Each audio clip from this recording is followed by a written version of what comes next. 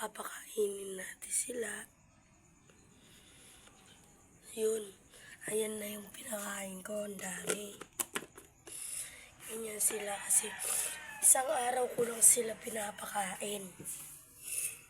Ayan guys, malusog sila.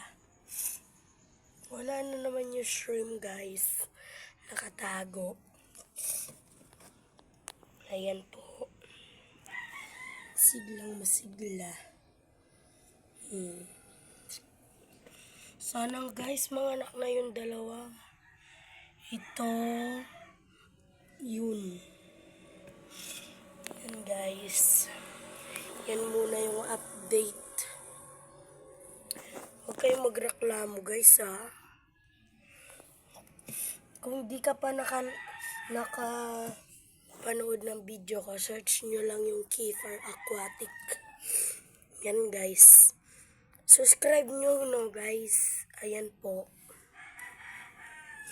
Subscribe nyo po. Ayan. Subscribe nyo po guys.